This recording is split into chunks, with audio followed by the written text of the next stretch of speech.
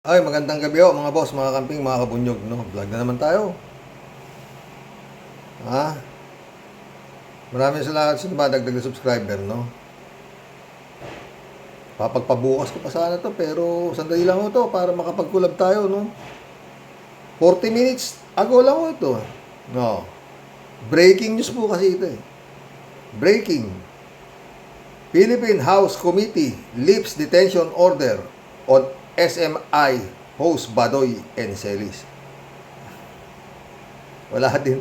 Pakinggan natin. And it's just in the House Committee on Legislative Franchises has voted to lift the detention order on SMNI hosts Lorraine Badoy and Jeffrey Celis. House Committee Chairperson Representative Gusta Bunting and House Secretary General Reginald Velasco signed the release order on humanitarian grounds. Badoy and Celis were held in contempt in the lower chamber for their supposed refusal to answer relevant questions and for acting in a disrespectful manner during a legislative inquiry on fake news and communist red tagging of the TV network.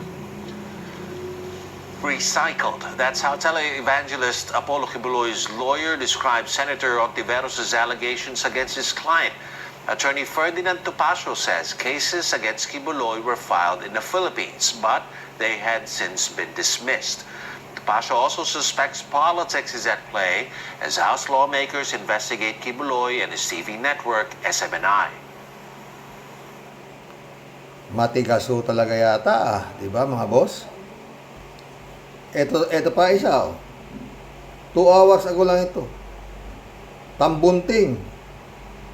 Ito yung pumirma na naglip na para makalaya na sila Eric at si Badoy sa humanitarian reason. Ano? Ito naman ngayon. Tambunting, nagsinungaling sa media. Kumanta na daw si Ka Eric pero agad na sinopla ni Ka Eric. Ito, pakinggan natin. Hindi ako na komento. Tiniyak ni House Committee on Legislative Franchises Chair Gus Tambunting na nasa maayos na kalagayan ang mga SMNI host na sina Lorraine Badoy at Jeffrey Celis sa kabila ng kanilang ikinasang hunger strike habang nakadetain sa kamera. Dinalaw ni Tambunting ang 2 TV host sa kanilang detention cell kahapon ng umaga. Sa kanilang pag-uusap, pinangalanan na ni Celis kung sino ang kanyang source mula sa Senado na Pinangalanan na ni Celis. Yung source niya mula sa Senado. Ayon kay Tambunting, sasabing may 1.8 billion pesos travel fund umano si House Speaker Martin Romualdez na maring namang pinasinungalingan ng Kamara. Sabi ni Tambunting, iniimbestigahan na nila ito. I asked them if they're willing to divulge the person and to me, not because they refused to say it in the executive session. Kalat na ho yan, di ba? Na kumanta na si Celes, no? Pakinggan pa ho natin. Ito galing ito sa mga ano to eh. Ito sa mga kakampi ni Celes. Ito ang balitan to. Pakinggan natin. And yes, a name was given. A name is given. There is a source. Yes, there is a source. There is a source. And I will have to discuss this, of course, with the committee and the Speaker and the Senate President. So they sugary drinks, mais naman po. At maganda ang kanilang kalagayan. And the doctor sees them every now and then. Ko ay may pagliliw ngayon si Ka Eric hinggil doon sa naging statement ni Chairman Tambunting hinggil doon sa nasabi niya kanina na inamin raw ni Ka Eric sa kanya kung sino yung source sa Senado. Sa isang statement ngayong gabi, sinabi ni Ka Eric na hindi niya pinangalanan at hindi niya papangalanan yung source of a valid information question pertaining to a question on public spending of public interest. Lalo pat ang pag-uusap nila kanina ni Chairman Tambunting ay ginawa o isang privilege communication sa pagitan nilang dalawa. May request si Ka Eric na papalaya siya for humanitarian reasons dahil lumang papasko dahil apektado yung kanyang pamilya sa kanyang sinapit sa House of Representatives. Pero hindi ito na-approve ng Committee on Legislative Franchises dahil nga na-describe nila kanila na nag-file ng petition ang kampo ni Ka-Eric doon sa Supreme Court nullify yung decision naman ng House Committee on Legislative Franchises na sila i-set in contempt sa mababang kapulungan ng resulta. Hindi pa rin makakalaya si Ka-Eric ngayong araw. Depende na lamang kung ano magiging pasya ng Committee on Franchise sa mga susunod na araw. Para sa Diyos sa Pilipinas. Oh, ito naman bilita itong Diyos sa Pilipinas niyang mahal. 2 hours ago ho kasi ito. Kaya ayon sa kwento niya, hindi raw tumilaok si Eric, no? Pero sabi niya rito, hindi pa raw makakalaya, no? Pero doon sa isa, 40, ano pa lang ho yun 48 minutes pa lang ho itong una kong pinakita sa inyo na nagsasabi na nilip na ng House Committee ang detention order. Laya na si Eric Celes at saka si Badoy. Mga boss. So, mabait pala talaga itong Kongreso, no?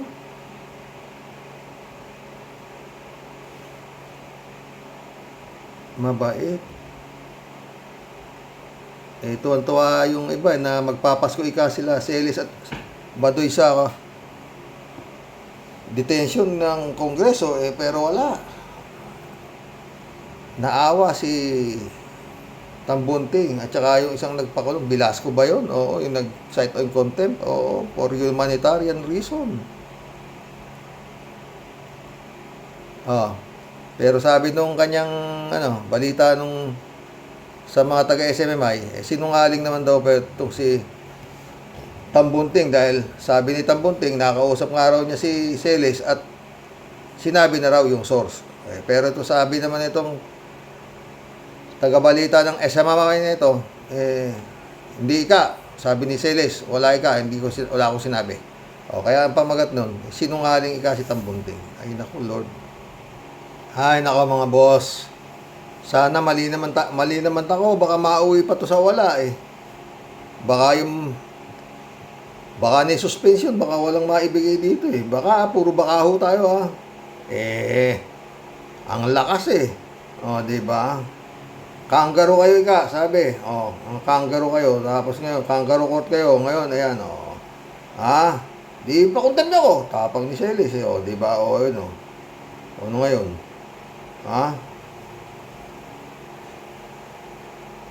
Laya. Humanitarian reason.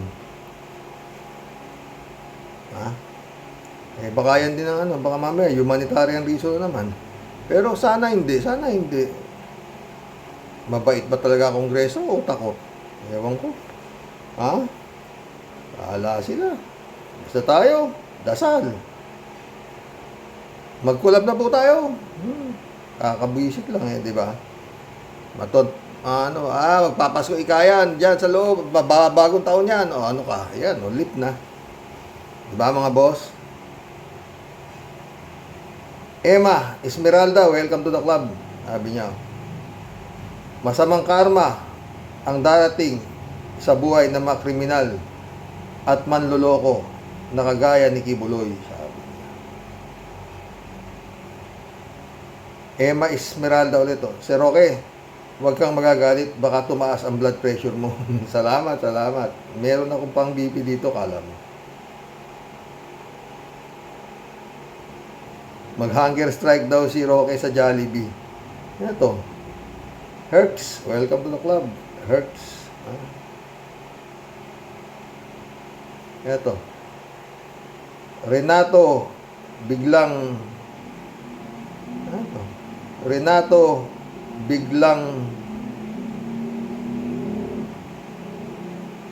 Awa Lopez. Welcome to the club. Dikit-dikit kasi. Renato biglang Awa Lopez pala. Kibuloy, malapit na matapos ang maliligayang araw mo. Sana nga, matuloy. Baka mamaya, humanitarian reason. Ano ba? Maril Pabianak, shout out Tunay na lingkod ng bayan, butihing Senador Risa Ontiveros para ma-expose ang mga karumaldumal na nangyari sa kamay ng kultong pinamumunuan nitong Kibulo. Kaawa-awa ang maliliit na kababayan na walang kalaban-laban sa mga taong mapang-api at mapang-abuso. Thank you po tayo sa update sa pangyayari sa ating bayan. God bless. God bless po. Good day and God bless po.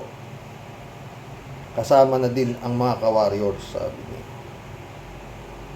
God bless, Marilo Pabian. Diday Pascua, shout out. Akala ni Kibuloy magiging presidente si Duterte habang buhay. Pero mukhang wala mukhang malambot na laya rin pala Sa hinaba-haba ng prosesyon, sa laya din pala mauuwi. Okinawa, Japan, kalat ni kaya. Proceed with the investigation, please, and God bless. Sabi ni Tony Costales, welcome to the club. Marilo Pabian ulit to. It's about time po na maimbestigahan na po at matapos ang kasamaan ginagawa ng kulto ni Kibulok. Matagal ng panahon na namamayagpag at walang ginagawa ang mga namumuno natin. Kawawa ang maliliit na mamayan. Totoo yan, naka. Pero mabigat ang ang abogado ni Kibulok, si Topacio, no? Ibig mo sabihin na Topacio, ikaw ano ka ba?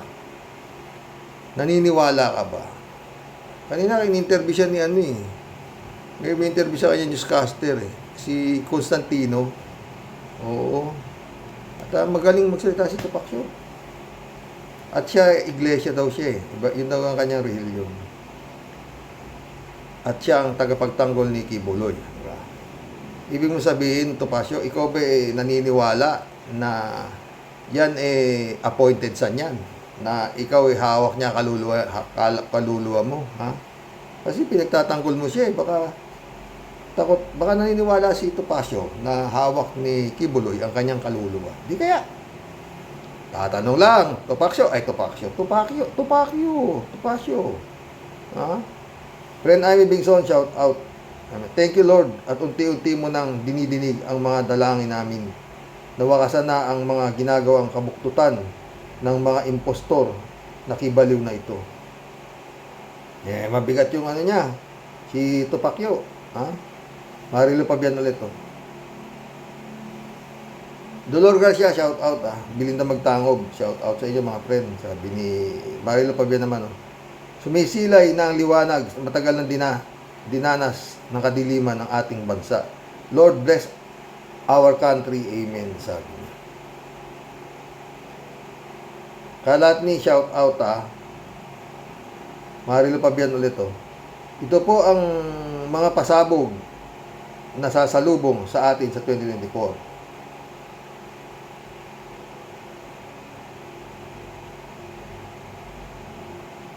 Ren Amy Bingson ulit Dapat ding makulong ang halimaw na walang habas na nagpapatay para masolo nila ang power at kita sa droga. Dapat din siyang makulong dahil sa paglapastangan niya at pagmura niya sa ating Panginoong Jesus. Karma is real talaga. Pero matibay Ayan, nakalaya na naman yung kanyang mga bataan di ba? Ren Amy ulit Isama na din sa kulungan ang mga aso ng halimaw. Dapat ding hanapin na si Bantag at Sulweta para magkaroon ng katahimikan si Kapersi. Yan, malabo yan, friend. Kung gusto, madali. Dapat nga, hindi na nakalayo yan.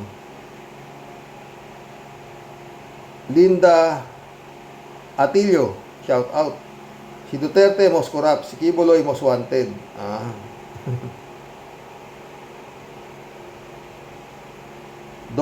Dolan, sumagot si Dolan.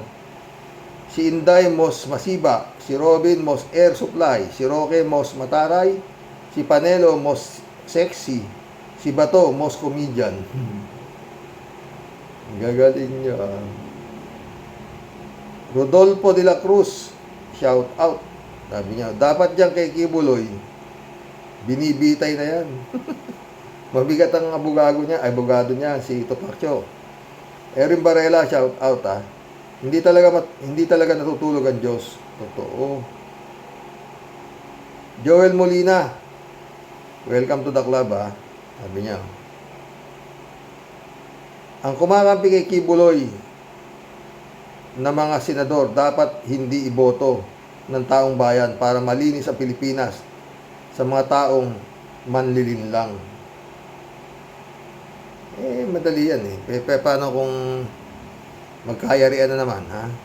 Erin Barela uli, oh. The end is near for Apollo Kibuloy. Mukhang malabo pa. Marami talagang mabigat yung kanyang ewan, ha? Ewan ko ba dito sa mga abogado na to, no? Gagaling. Maski na palipit eh, basta kinuha mo sila, magaling eh, mga boka, lalo si Tupacio. Ang ganda ng boka ni Tupacio. Ano, in-interview ni Constantino. Oo. Gwen next broken Nix. Gwen next broken Nix. Welcome to the club. Lahat ng pangako ni Dutay di naman natupad. Dito sa amin sa probinsya, nakita ko yung mga tarpaulin ni Bongo. Baka may balak yan this coming election. Pwede. Na. Lakas eh. Yan lang Eric saka si Badoy. Laya agad di ba?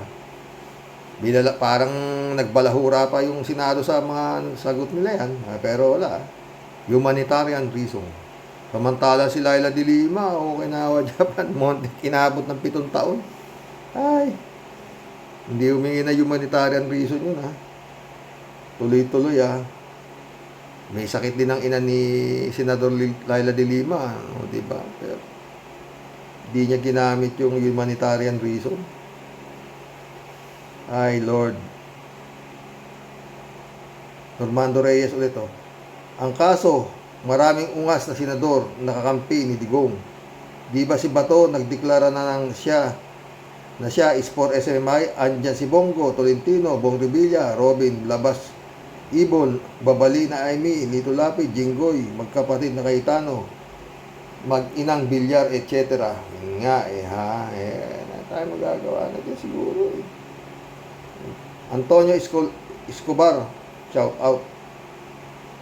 Sa mga hearing sa Congress tungkol sa SMI, di ba kayo naiinis ng mga naririnig nyong Your Honor, the Honorable Congressman, so and so? Yes, Mr. Chair. Opo, Mr. Chair. Siguro may 1,000 beses nyong maririnig ang Honorable. And so, Mr. Chair. Tindi ni Antonio Escobar, masakit na sa tenga. Ano ka ba? Kailangan bang ulit-ulitin nila every time magsalita for almost 5 hours na hearing? Di ba pwedeng attorney so and so or Mr. so and so na lang? Alam naman ng lahat na marami sa mga congressman ay mga korap din. Why do you have to address them, the Honorable so and so? Tulad sa Senado, pag may hearing sila, lahat na lang the Honorable so and so. Can't imagine calling the convicted Senator Robin and the Honorable Senator Padilla, the Honorable Bong Revilla, the Honorable Jinggoy Estrada. Panay may mga kaso yan. Bakit honorable ang tawag sa kanila? Pustahan tayo sa loob ng 5 hours na hearing. Bilangin ninyo kung ilang beses inyong maririnig ang Mr. Chair, the Honorable so and so. Malamang 500 or more times. Masakit sa tenga, paulit-ulit kasi dahil ba elected silang opisyal, kaya dapat igalang at i-address na the honorables. Sasagutin kita dyan, kala mo Antonio Escobar ka, ha? Pag ordinaryo ka, nagnakaw ka, magnanakaw, sabi sa'yo.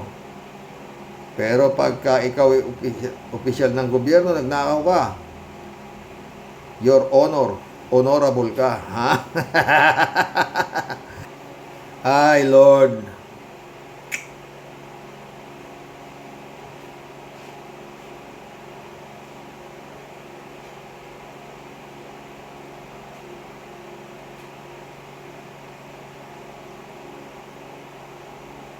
Miguel Soriano, welcome to the club. Sabi niya, I cried while I'm watching your channel, perhaps tears of joy, that Jesus Christ, our God and Savior, won over the bulaang propeta.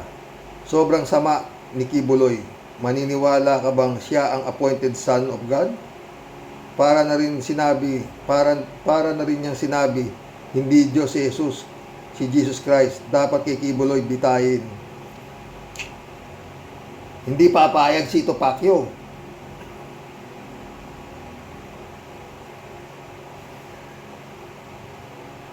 Nampating mo.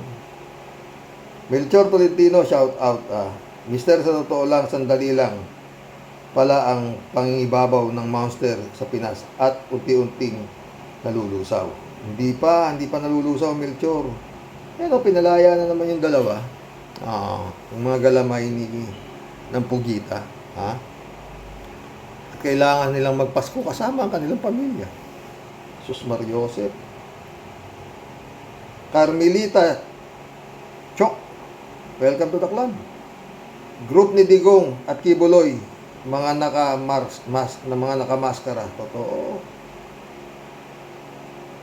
Federico Mandak, shout out Sir Rox, pansin ko lang, biglang nanahimik si Digong. Magmula ng biglang magbago ang ihip ng hangin sa Kongreso at nabuhay yung issue sa pagpasok sa ICC. Tapos ngayon nga itong issue ng SMMI, dapat nagngangawa na ito. Ano kaya pinaplano ng kampo niya?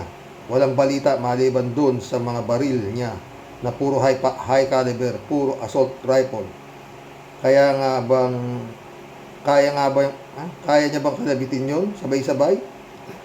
Aba, kahit si FPJ hindi kaya kalabitin sabay-sabay yun. Tinatanong mo, Federico, kung bakit tahimik si Digong. Mas maganda pang maingay yan kaysa sa tahimik eh. Gaya ng sinasabi ko, pag tahimik ang ilog, malalim. Ba?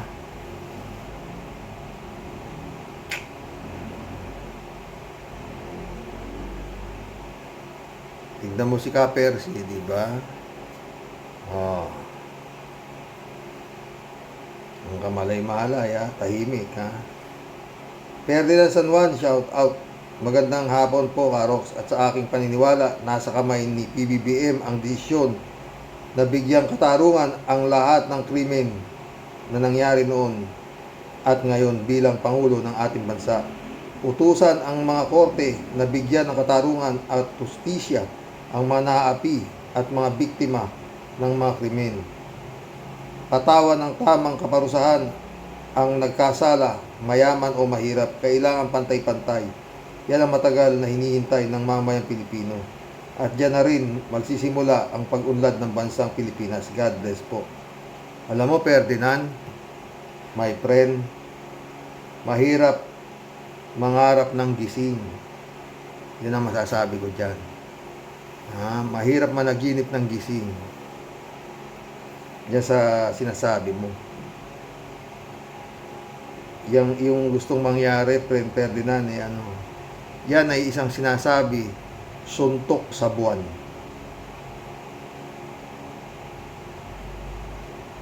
Mike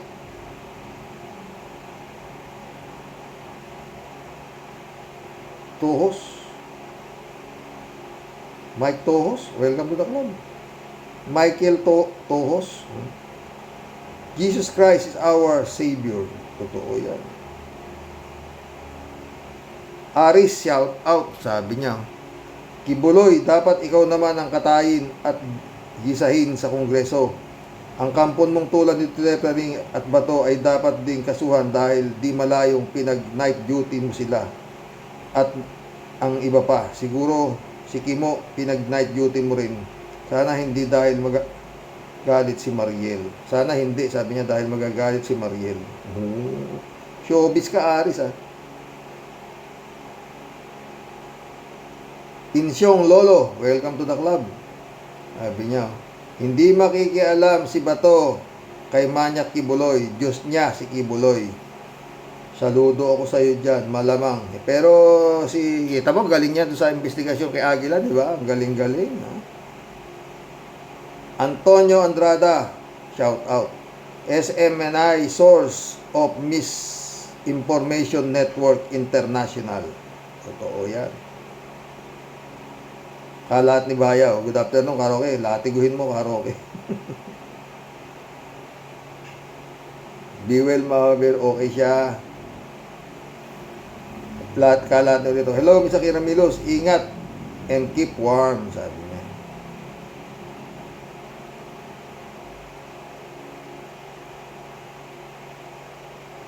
Halo, Ube. Shout out, ah. Panahon na ngayon ng huling paghuhukom. Kaya lahat ng kademonyohan sa ating bansa ay lumalabas ngayon para malaman ng mga Pilipino kung sino-sino ang huhusgahan at sino ang mga kasama sa mga naniniwala at nanlilinglang ng mga kampon ni Satanas. Kalat ni Oleo. Kaya mo yan, paring Apollo. Ang kingdom of Jesus Christ lang malakas. Mukhang malakas talaga, kalat ni. Aris ulit, oh. Nakikinig ako, Karoke, pag si Kibuloy ay pumunta sa pagdinig ng Kongreso, piyado, makukontempt ito at makukulong dahil hindi niya matitiis na hindi siya sumalungat at magsinungaling sa mga tanong. Siyempre, ang taas ng tingin niya sa sarili niya, siya lang ang marunong doon. Bakit pa tinawag niya ang kanyang sarili na appointed son of God? May-ari ng universe, tapos tatanungin lang siya. Tingnan lang natin, Karoke. Hindi yan pupunta. Maniwala ka. Nagpadala lang ng sulat, oh. Pero siniswerte, sabi siguro, di ba? Tsaka sabdamo ka lang kanyang, andun pa siya ta. Yung 1 milyon na sweldo, yung kalbo.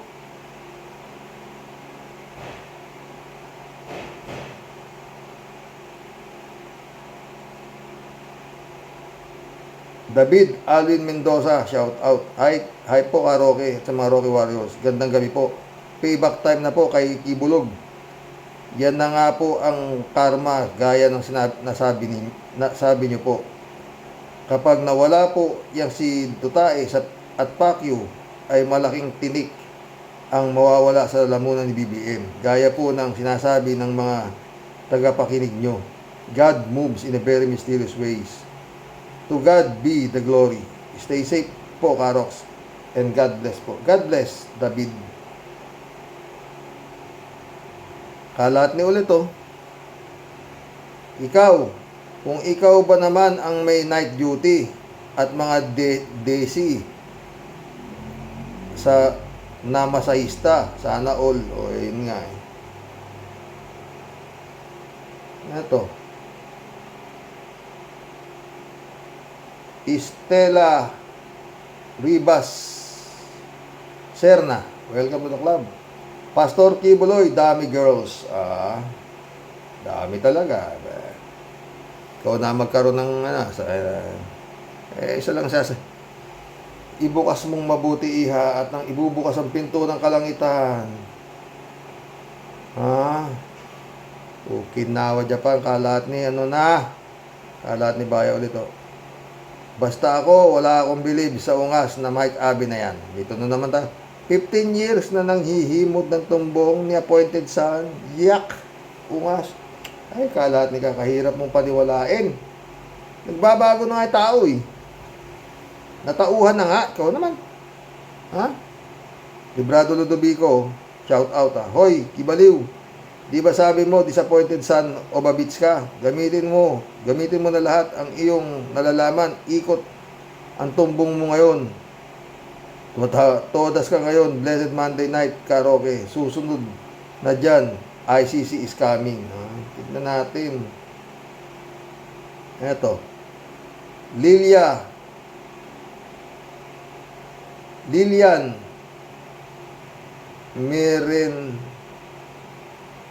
Merendelas. Hirap pasahin na to. Lilian Merin Delas Ilagas. Welcome to the club. Ang hirap pasahin. Haba. Sabi niya, mabuti may nagbabalance ng impormasyon. Mabuhay po kayo. Salamat, Lilian Mereni de las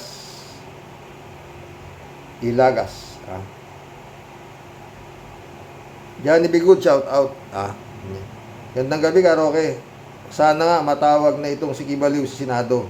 Ang problema lang, kapag nasa Senado na, malamang wala ring mangyayari dahil halos lahat ng senador ay hawak pa rin ni Digong. Yun lang ang problema, ha?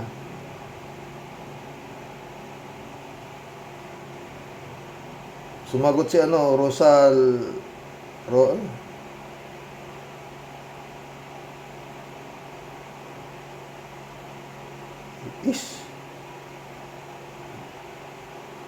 Hindi maganda yung tanong mo, hindi ko nababasahin yan.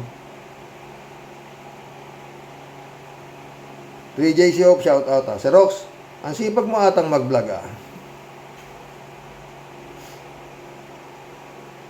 Huwag kang magulo dyan, Miss Tuesday.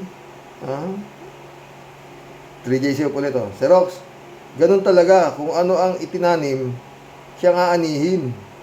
Nagtanim si Kibuloy ng kasamaan lalo na sa mga minors. Kaya hahabulin siya ng tadhana at pagbabayaran niya ang lahat ng ito. Hindi natutulog ang Diyos. Tama ka dyan, my friend. Pero matibay yung mga galamay ni Kibuloy. Ayan o, nakalaya na isa. Dalawa pala. Applicant size, shout out. 3J show ulit to. Si Rox, sa US, mahigpit ang batas lalo na kung child trafficking, child abuse, child endangerment.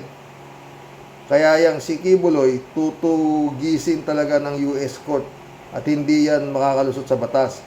Akala kasi ni Kibuloy, protektado siya ni BBM. Well, siguro noon kaso, ang kaibigan niyang si Dutz, ayaw tantanan si BBM. At ito namang sila Celes at Badudoy, umiksena pa ng bonggang-bongga. Ayan, instant celebrity in trouble, tuloy si Kibuloy. Tawa-tawa si 3J Show. Friend Shervin Sapeda, shout out. Christian Sen, shout out. July 7 Alcantara. Sabi niya, it is really good. It is really God's intervention and miracles move to end all these horrible crimes that was committed and abuse by a very horrible and a coward man for so many long years. Enough is enough and it's payback time na po. He may able to escape and hide all this unjust and cruelty to people, but he can never run away or hide from God's miraculous ways and power. Totoo yan, my friend. Amen, sabi niya. To God be all the glory, Sir Rox. Iba po talaga pag si Lord ang pipiliin mo. You can never go wrong with God. Totoo yan, my friend. Doon po sa mga pasaway, karma po palagi ang laging kabog sa dibdib. Ang kasama mo.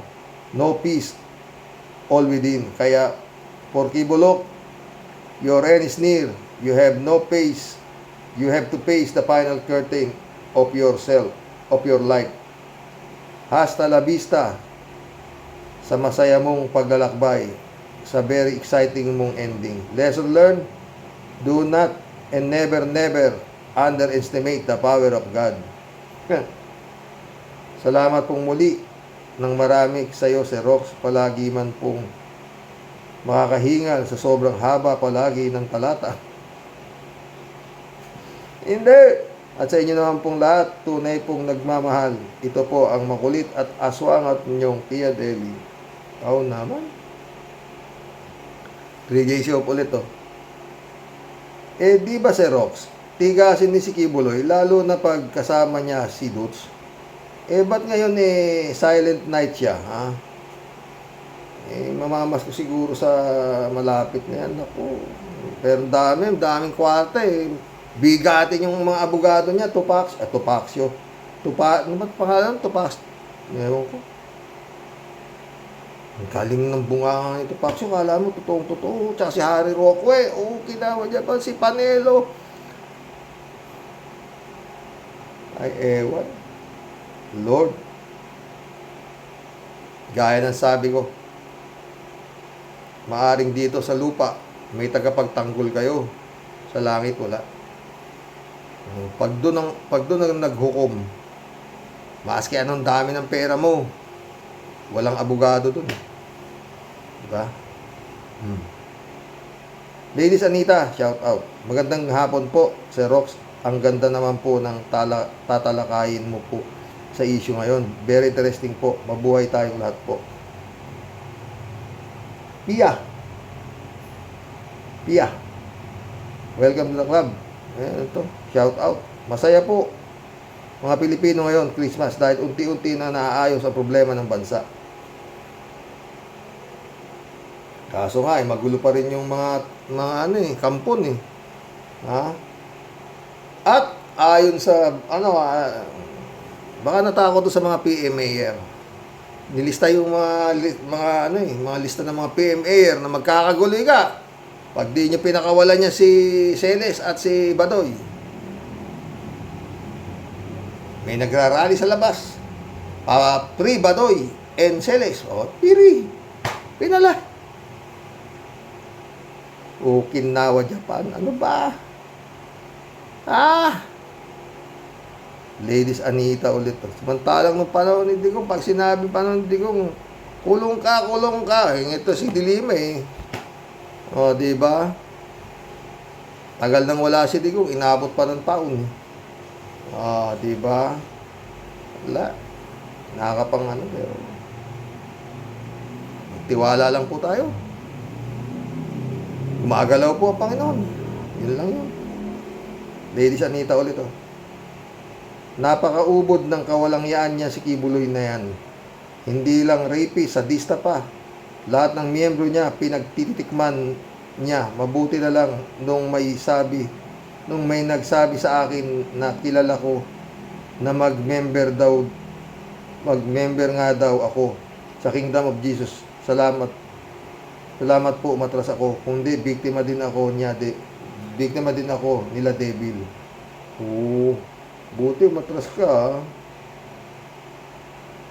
Ladies Anita ulit Talagang sindikato yun.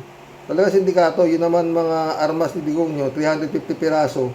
Mga bigati na armas, isang piraso. Ang bilhin niya daw ay 7 million. Hindi, parang 7 million yata lahat. Bago siyang bumaba sa Malacanang, 2 months before niya pinarehistro. Ang tanong, saan galing yung pera? Ikaw naman, ang dami. Na pinambili niya, 7 million times 300. Hindi, 7 million daw yata halaga lahat. Oo. Ang laking halaga dapat piskahin ng militar natin yon. Delikado. Ladies Anita ulit Kailangan ng taong bayan si Sir Mike Abe para mabilis ang proseso ng lahat. Mapabilis ang pagdusahin lahat ng dapat parusahan. Ang rehas, hinihintay silang mga walang hiya. Galit si Ladies Anita. Dakilang Miron, welcome to the club. Sabi niya, weather lang, pre. No is lunes todos los días. It's not Monday every day. Taas baba. Siguro ang pressure ngayon ni Pastor Kibulol. Sigurado. Siya marami naman siyang pangpababa ng high blood. Diba? Mga DC dyan, diba? Taga-masahe dyan, diba? User, shout out user. Naku, makakaganti na si Meme Vice Ganda kay Pacquiao, sabi niya. JXS Kus, shout out. Kulong na rin yung mga attorney nagtatanggol sa SMMI at Jason sa, di ba?